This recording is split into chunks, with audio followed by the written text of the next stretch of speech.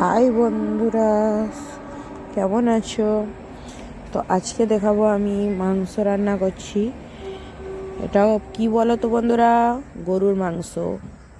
আর তার সাথে এটা লাউ দিয়ে রান্না করব। তো প্লিজ তোমরা পুরো ভিডিওটা দেখবে আর পুরো ওয়াচ টাইম করবে, আমাকে খুবই ভালো লাগবে। তো আমি উনুনটা জ্বালিয়ে নিয়েছি। তো উনুনটা জ্বালিয়ে নিয়ে আমি ভাতটা চাপাবো। এই চাপিয়ে দিলাম ভাতটা। তো দেখুন বন্ধুরা, পানিটা গরম হয়ে গেছে। আর এটা আমার ছোট বাবু। ঢাকনা খুলকে দেখানে পাই। তো আমি চালটা দিয়ে দিচ্ছি। মন করাম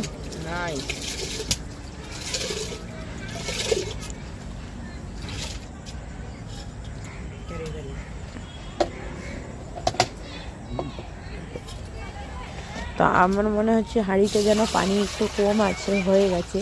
তো আমি বেশি করে পানিটা ঢেলে নিলাম বালতি থেকে। পানিটা দিয়ে দিচ্ছি।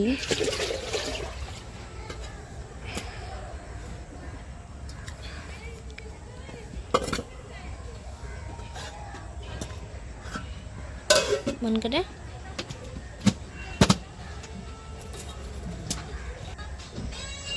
তো মাংসটা আমি কেটে নিচ্ছি, যেহেতু গরুর মাংস। আর মাংসওয়ালারা বড় বড় করে পিস দিয়ে দেয়। তো আমি এই সাইজের করে মাংসটা কেটে নিচ্ছি। দেখুন, খুবই ভালো একটা শেপ দিয়েছি। এগুলো বড় বড় হাড়। আর পিছনে আমার বাবুটা বদমাশি করছে, আমি দেখলাম চেয়েছে। আর এই হাড়গুলো সিনার হাড়। তো যেহেতু বড় বড় করে মাংসওয়ালা দিয়েছে, তো আমি ছোট করে নিচ্ছি।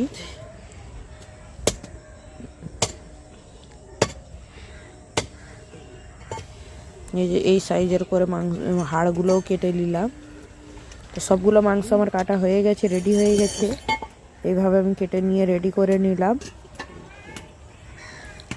আর কাটারিটা এক ধারে করে নিচ্ছি, আমার বাবুটা আছে, কোথায় পায়ে লেগে যাবে। তো আমি লাউটাও কেটে নেব, দেখাবো বন্ধুরা লাউটা কতটা কচি। বড়, এত বড় লাউ আর কতটা কচি।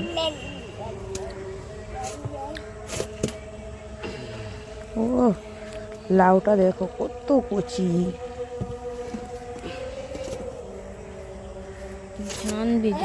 এটা তো পিস পিস করতেও যেন শশার মতো লাগছে, কি এত কচি।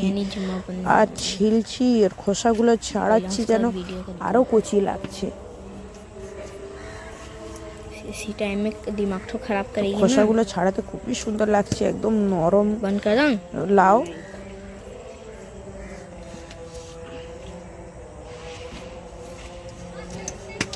एक बजिए एक बजने जाए 12:30 बजिए।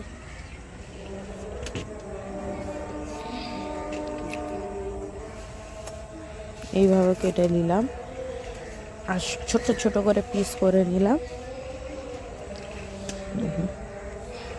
ছোট ছোট করে এইভাবে পিস করে নিয়ে, এইভাবে পিস করলে গলে যায়, তাড়াতাড়ি গলে যায়।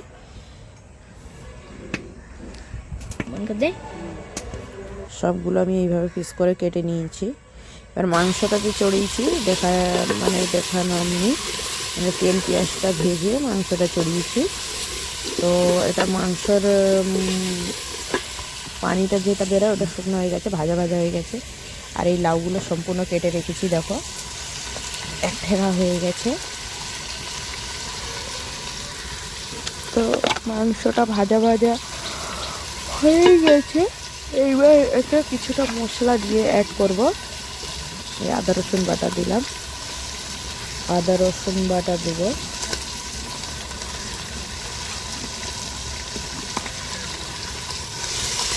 ভালো করে আদা রসুনটা ভাজা ভাজা করে নেব।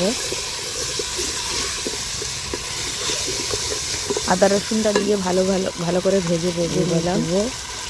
এইবার গুঁড়ো মশলাগুলো দেবো। গুঁড়ো মশলা বন্ধুরা আমি বেশি কিছু অ্যাড করবো না, কিছুটাই অ্যাড করবো। এই লঙ্কা গুঁড়ো দিয়ে দিলাম। বাড়িতে কেউ অতটা ঝাল খায় না, বাড়িতে ঝাল কম করে দিতে লঙ্কা গুঁড়ো কম দেবো।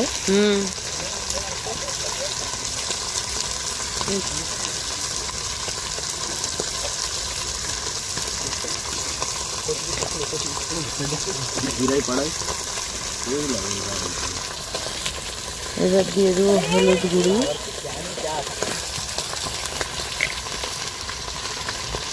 এবার হলুদ গুঁড়ো দিয়ে দেবো। এই যে হলুদ গুঁড়ি দিয়ে দিলাম।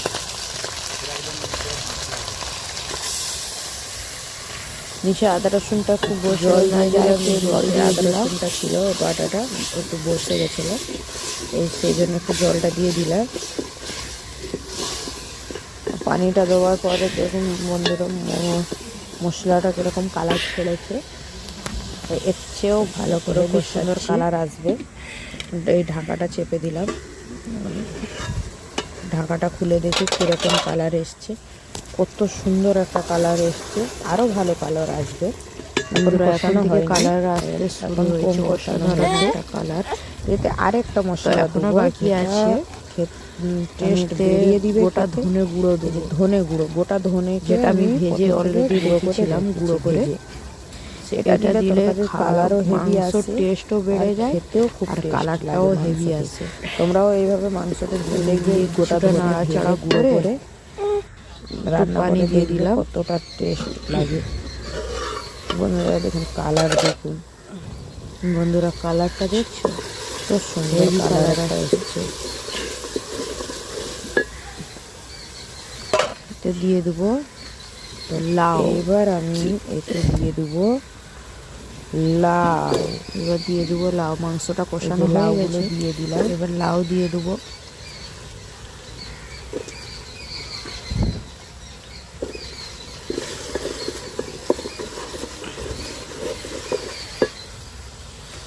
এবার সবগুলো লাউ একসাথে দিয়ে দেবো।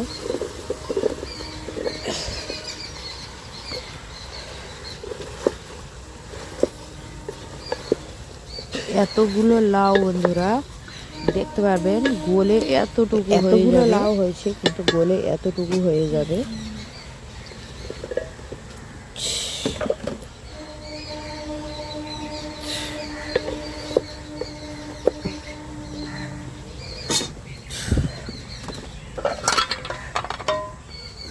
ঢেকে দিলাম।